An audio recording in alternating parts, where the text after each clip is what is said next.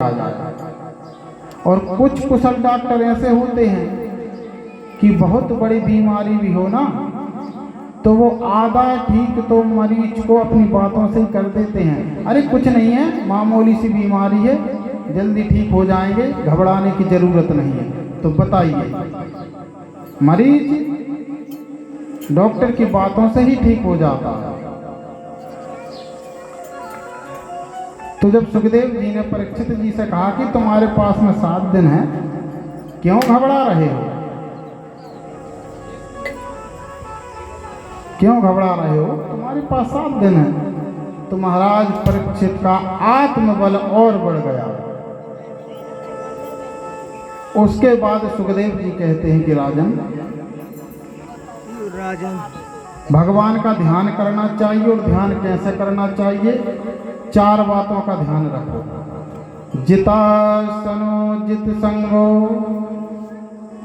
जितासन बनो, जितासनो जित श्वासो जित संगो जितेंद्रिया। जितासन, जितासन का मतलब आसन को जीतो। एक आसन पर ज्यादा से ज्यादा बैठने का अभ्यास करो। 5 मिनट बैठो, 10 मिनट बैठो, 15 मिनट बैठो, अभ्यास बढ़ाते चलो। उस आसन को जीतो, ज्यादा से ज्यादा जितनी देर तक बैठ सको उस एक आसन पर बैठो। पालथी मारकर एक आसन पर जब अभ्यास करोगे, अभ्यास में आ जाएगा, ज्यादा देर तक बैठ सकोगे। तो जितासनो, आसन को जीतो। और आसन को कब जीत सकते हैं, आसन की जीतने की उम्र हमारी अभी है, युवावस्था में। बुढ़ापे में यदि भजन करने को कहो ना तो महाराज कमर दुख रही, घूंटे दुख रहे, अब तो कानों से भी सुनना कम हो गया, आंखों से भी नहीं दिखता, तो बुढ़ापे में एक गति होती है। इसलिए तो कहते हैं कि भजन कर मस्त जवानी में, बुढ़ापा किसने देखा है, आँख से देख न पाओगे, कान से सुन नहीं पाओगे, पैर से चल नहीं पाओगे, कथा तक पहुँच न पाओगे। कथा सुनो मस्त जवानी में, बुढ़ापा किसने देखा है। बुढ़ापे में भजन नहीं होता, भजन तो जवानी में होता है।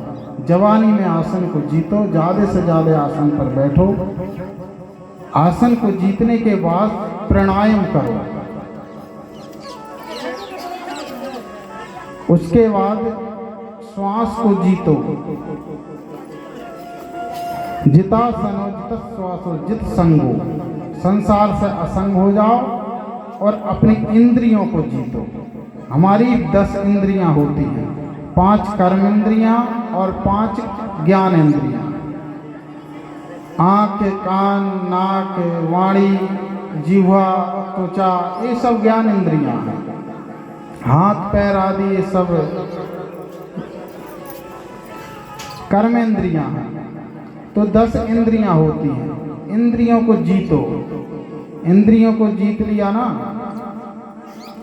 तो भगवान जल्दी मिल जाते हैं। आँख जो देखे वह हम ना देखे, जो हम देखना चाहें आँख वह देखे, जो हम सुनना चाहें कान वह सुने। तो अपनी इंद्रियों को वश में करो। और इंद्रियां वश में कब होंगी, जब हम मन को वश में करें। क्योंकि इंद्रियों का सेनापति कौन है, मन।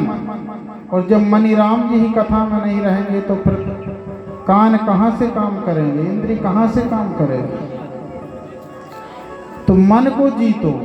मन को जिसने जीत लिया उसने इंद्रियों को भी जीत लिया।